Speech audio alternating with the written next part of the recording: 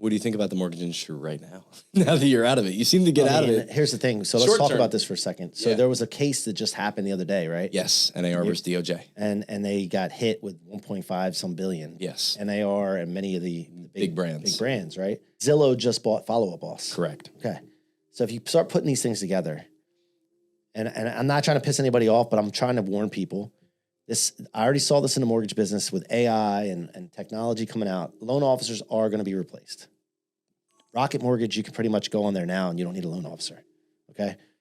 That will happen eventually. Okay. I saw that. And even though I didn't like being in the mortgage business anymore too, I saw that too, that added to the decision. Real estate agents, I hate to tell you this, but you will be replaced by technology, by it just won't be as needed anymore. And I'm open to the argument, but I can see this so clearly. And this decision, what they're talking about, is based on the buyer's commission fee, right? And people feel forced into paying that, and they don't feel like they have a choice. And so it's kind of like they have a monopoly on it in a way, right? Or trust. So what's happening is that people are going to start to realize that technology is going to come out where it's going to allow them to save a lot of money. Consumers are going to be the ones to decide this. And they're going to be like, well, I don't need an agent. I don't have to pay 3 to 6% on this. I can just do it this way. I'm going to go this route. And they're going to migrate over here. And real estate agents, there may still be some space for some specialty for people that need really more hands-on, but it's going to shrink the industry majorly. And now's the time for real estate agents to start thinking about, okay, what happens if this does happen? Like, plan now. Start diversifying and creating other opportunities for yourself. Because if you don't and you wait till you get caught with your pants down, it's going to be miserable. Yeah. And I think right now the person that's getting hit the hardest is the buyer's agent. And with that case, especially if your focus, like, I love working with first-time home buyers. Like, that's great. That's a nice and more. I love you. But yeah, it's probably the first thing in our world that's going to go away. The listing side is going to be what lasts the longest. And more than likely that person is going to take both sides. It'll be a smaller amount that they're taking. Well, but think about this though. If Zillow is leaning into something and they get Follow Up Boss, why did they get Follow Up Boss? Data. Right. But you agents and us mortgage people gave Zillow all the data they have. Sure, yeah. How many times did you pay Zillow? Yeah, absolutely. Not only did you give them data, but you paid them and supported their building of taking us all out. Oh, absolutely. Right. They build a perfect system. And so if they're doing that, there's going to be other companies that are going to come and try to do it better than them. Sure. So listing houses even can go to technology. It can do a point. It can do a point because at the end of the day, the technology can't be the human in between somebody entering a home they've never been in, the private property of somebody else. I still think there's going to have to be somebody in the middle, but the Redfin model is interesting because they have the paid agents that are only utilized during specific situations like that. There's that thought process. But now AI is coming, right? AI is coming, and now AI the context is where AI has issues. Human context of understanding, like, when you send a text to someone and they can misinterpret it because they don't understand the context or the emotion behind it. Sure. AI is now, Meta is actually, I just saw an article, I don't know, yesterday or the day before. They're creating AI so that it can gain context and understand emotion that comes from the information, which is going to create opportunities now for them to be able to communicate better with consumers like it's a human. Great. They're going to learn how to be sentient. And then the humans can take pictures of their own house, or they'll have some kind of technology. I'm just telling you, look, I don't want it to happen for you guys, but my wife's a real estate agent. I've said it in our team meetings. Important. Us making 6% on a deal is not happening in 5 years. It could be less than that. The average amount's already dropping closer to 5%. And with two sides needing to be a part of the deal, we don't need that anymore. I think it drops down to a 2 and 3% world with one agent doing the majority of the work. And if a team's formatted properly, the agent should really just be in charge of the relationship. Honestly, everything else on the back end should be covered. Everything else in the lead gen area should be covered. And then on the loan side, I couldn't agree more that they're more under fire than that agent. Because everything's over the computer already. Well, think about it. So there's a lot of sticky situations in income and tax returns and all that. But now we're going to a situation too where like cash is going away. Transactions are really recorded pretty much everywhere now. So there's going to be AI algorithms that are going to read a borrower and tell you whether you should loan to them or not. Like that. So what do you? Yeah, imagine like in a broker model where you have 150 different programs, and you could say, "Hey, these are the 3 programs that best match what their intentions are versus what they can qualify for." Yeah. So- I still think, the timeline has lender first before agent. Once the lenders go, then as the agent, you start looking. Yep. But the listing agent, I think, has a long time frame just because of that human element and because somebody's entering into someone else's house. Longer, but right? It'll longer. But AI is going to take not, over everything eventually. But why not? Yeah, everybody that's hearing us right now talk about this is younger than they will be when this happens. Yeah. So why not start now figuring something out? Figure out your niche, figure out your value. I mean, I'm just giving a little warning. That's all. What do you think the AI world looks like? Because I'll put it this way. When the world's to the point where somebody is like, I imagine like car salesmen, lenders, realtors, all these different sales positions. There's lots. I don't know what percentage of Americans are in sales, but there's a good amount. When almost all that's driven to AI, a few things have already happened. All administrative tasks have been brought to AI. There are no assistants for the most part.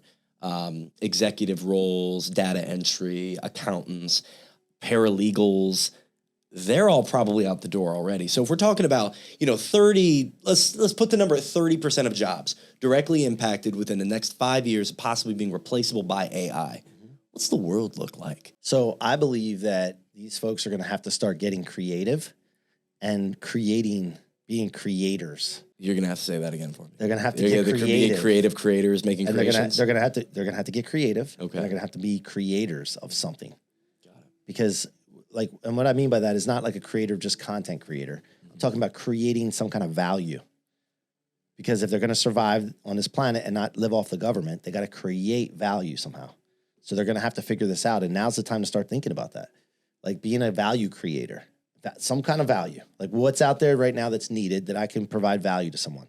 This goes back to being an entrepreneur in general. Is entrepreneurs try to figure out problems to solve, and that's where value is driven, right? Well, that's what they're going to have to do, or they're going to have to go and be valuable to someone that is using them, that has figured out what value or problem they're solving, and that's what's going to happen. You're not going to, I don't know, man. Like it's not a good thing, but AI is growing about 1,000 times the speed of the internet. Oh my goodness, it's growing fast. I mean, ChatGPT, I don't know what the numbers were, but like the time frame it took Facebook to go number one, and then TikTok to go number one, and then ChatGPT. The time frames just keep going like this. And that'd be a good question to ask AI is like, what do we do now that you're replacing all these different things, AI?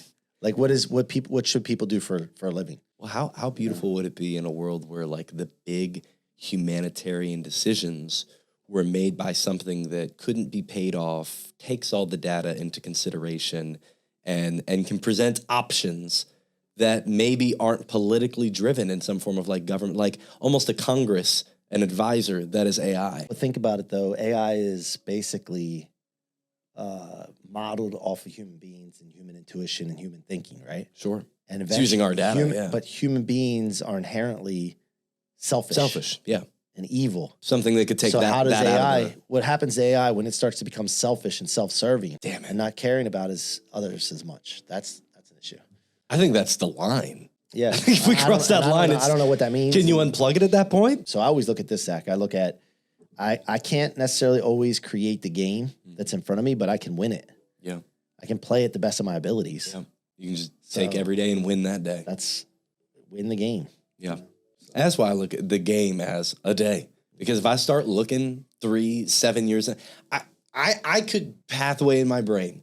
You give me 2 hits on a blunt, and probably within 7 years of thought, I'm saying, okay, by 2023 or by 2030, we're probably gonna be in that. I don't know. It's gonna be just political overthrow. Or you could go another direction. Could go another direction. Yeah, absolutely. But I can control today. Yeah. I can control this moment. I could probably control a little bit of this week. Can you really though? To an extent. I mean, Yeah, I think like, everything has happened that. into direct reflection on my thoughts. I can control how I react to the life, but the life is what I'm creating. Yeah, the people around me, what I'm doing each day. It's a result of. I'm always thinking about this stuff, dude. It's crazy. I'm thinking about, I control my future, create cause. Well, it goes back on to the other hand, I look at it as like, do I really? Yeah. Well, that goes back to it's faith. Yeah. It's faith, because there is no 100%. Yeah. There's those times where you're like, oh yeah, I'm on fire. I create my future, and then there's that 10% of time like, am I the crazy one? Like, am I wasting my time on this? But ultimately, like you said, there's more and more coming out scientifically on the quantum world, on the spiritual world, on how we can read what's actually going on in the brain when you're having like a God experience and like the pineal gland and it's contributions to how we connect with God and the universe and energy and vibration. It's all becoming more and more present because we have so much information, like things like TikTok. The thing that got me was when you're studying quantum and they realize a particle can be this two different things. Two different things at the same time, depending on. And so you start to realize that, and you're like, okay, wait a minute. Is it based on whether it's observed? It could be observed or the viewpoint. What do you mean by that? Perspective. What do you mean by viewpoint? Like perspective of like, how I let's say the watch particle's right here in the middle, Mm-hmm. and somebody's over here looking at it from here. Mm-hmm. Somebody's over here looking at it from here. Mm-hmm. Could be two different things. They see two different things from the same particle? Yeah. Or the particle does something because different? of the viewpoint. So their viewpoint sees one thing, their viewpoint sees another. Yeah, because from this viewpoint, from over here, from the left, you could be looking at that same thing and then using different dimension points. Like, if we're standing in this room and I'm seeing a corner there and a corner there, I'm using those as my reference points. Sure. But you even stand here and then you say, well, that's my reference point, this microphone. Mm-hmm. And you don't even take into consideration that corner over there. The room gets smaller. You created less space. Yeah. That could look different. That particle could be something totally different to you. So then I started thinking, okay, if that's the case when it's that small, as we get big in a macro, which we're still small comparatively speaking. To the universe, yeah. Yeah, because it's subjective, right? From that point, then I can make anything I want, be anything I want. And I just start thinking weird shit like that. And I start, okay, well, then I just need a different perspective.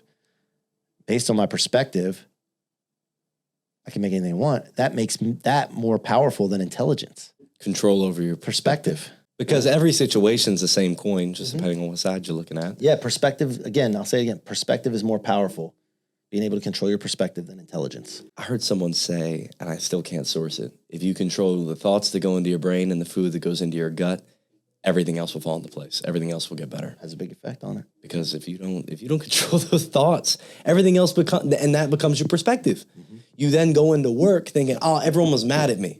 No, you walked in with a shitty attitude toward the world and you saw it. Yep. We see, it's like when you go to get a new car. Yep. It's the easy example. You go to get the new the red Kia and all of a sudden you drive around and like, oh my God, how many everyone went and got a red Kia just the same day I did. Yep.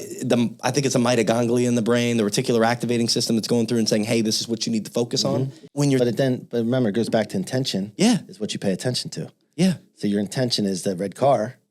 And you start paying attention to red cars, and that's how you cause and create your programming universe. the brain. Just like when you said earlier, you're meditating, you're writing it down, you're putting into your brain, you're giving it the perspective. Yeah. How many times did you pass a white car on the way here? If I gave you $1 million, right? Seriously, I gave you $1 million. You came within one. Let's say you came within 5 of the accurate number. How many white cars did you pass?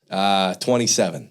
Okay, but you don't know, right? I have no clue. Right, but if I told you now, going home today, if you were within 5 of all the white cars that pass within, a lane of you, eyesight, yeah, and I would give you $1 million, you came within 5, do you think you'd be more accurate? I'd be a millionaire. Yeah, and you would see more white cars. Absolutely. So like we know that. That's there's no arguing that.